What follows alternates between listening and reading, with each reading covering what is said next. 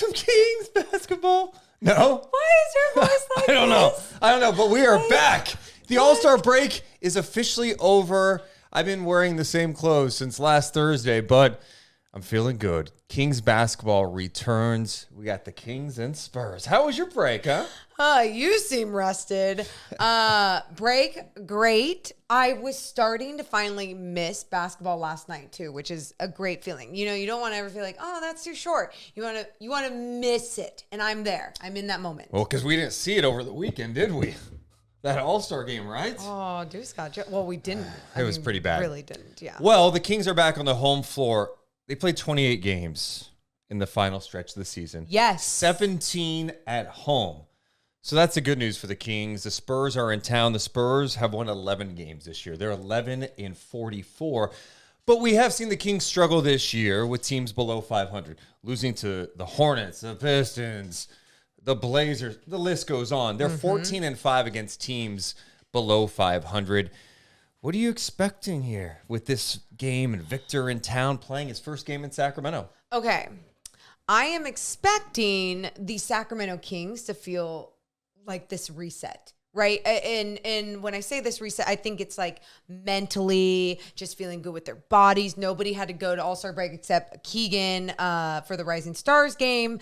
But truly, everyone should be rested mentally and physically for the most part. And so where that leads for me is this team being locked in together and doing what they can control and really making sure that they're the team with more effort out there. I mean, few times in the beginning of this season when the Spurs were starting to win some games, you and I were like, okay, like is this going to be one of those Greg Popovich teams that just like plays hard together? Well, you're seeing that dwindle and fall apart. But how rested are they after the All-Star break as well? You got to make sure that you're doing all those little things. I can't wait to see Victor Wembanyama in person. I think we've all watched him on TV by now. Last week, I think it was, he had that triple-double with blocks. Yeah. He's absurd, 20 years old, doing things that just we haven't seen done with a guy his size. So it's always kind of a tricky element, I think, even for any player to go up against. You know, Malik Monk was just talking about practice. Like, shit's crazy seeing what he does out there at his size. So that's going to be an interesting development to see Victor in person in Sacramento. The thing I'm looking forward to in this game is, and we should all be following it, What? the three-point shooting. Okay. The Spurs are dead last in the NBA in three-point shooting. Now, Vassell and Victor are trending upward. They're both shooting 40% from three over the last 10 games. But on the season, the Spurs as a team, dead last in the NBA, shooting 33.9% from beyond the arc. Okay. Now, on the flip side, the Kings have allowed the highest three-point percentage in the NBA this year. Teams are shooting 39.7% from three this year. Even if you didn't share that stat with me, I would still know this because of eye test and watch all these games. But proceed. They have allowed 798 threes, the most in the NBA. Now, for perspective, this isn't just like, oh, this is this is bad for this year. No. This 39.7%, if this held up, it would be one of the worst in NBA history. I was looking up the top three on Basketball Reference. The highest opponent three-point field goal percentage in a season, the Cavs, the 2010-11 Cavs, allowed 41.4% from three. The Sacramento Kings of 08-09 allowed teams to shoot 40.5%. And then the Milwaukee Bucks, 95-96, allowed teams to shoot 39.6% from three. Let's stay off that list, huh? Let's improve this in the final 28 games. In all seriousness, you talk about this game tonight. This can't be a game where, the Spurs just hit every three. Mike Brown talked about at practice, like how they're closing out on shooters, closing out consistently with urgency. These are NBA players. If you give them clean looks, if you're not guarding the ball and teams are getting easy paint touches and spraying, these guys can knock down shots.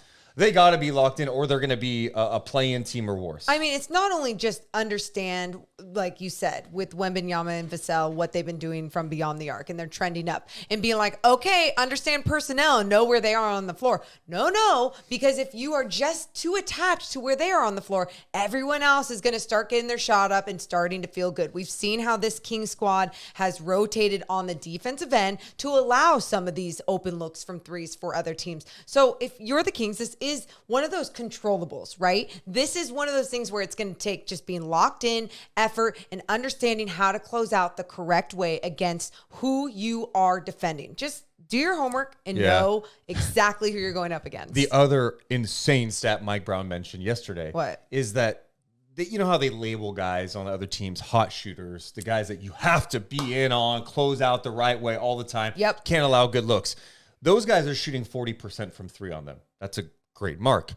The non-hot shooters are shooting 40% from three. That's the one. That's the one. And if that is the number right there, and I'm not someone who just like falls on all the stats, but like I said, eye test. The eyes match up with the stats. And so it does have to be better for the Sacramento Kings. Otherwise, they're going to be in trouble. They're starting the final 28 games of the season in the 8th spot. Just a game and a half out of the 6th spot. Morgan, I loved how they played against Denver that last game where they grinded things out. Coming back after the break, being rested, like you mentioned, you can't lose a game against the Spurs at home. Like now you've had all those games. Like you can't afford to lose to teams below 500, especially with some of the opponents coming up. There's some tough teams. You're at home. You got to handle business. This is where you want to be consistent. You don't even it's not even a full half of a year.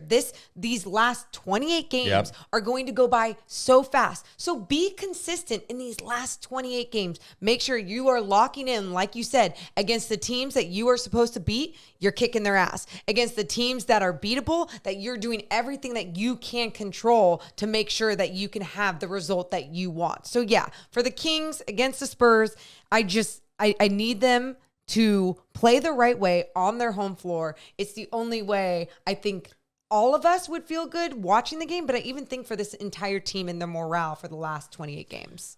What do you think is going to go down in the final 28 games? Do you think this team has enough to get back into the top 6? Do you view them as a play-in team, or are you thinking some bad things? Actually, I don't even want you thinking those bad things.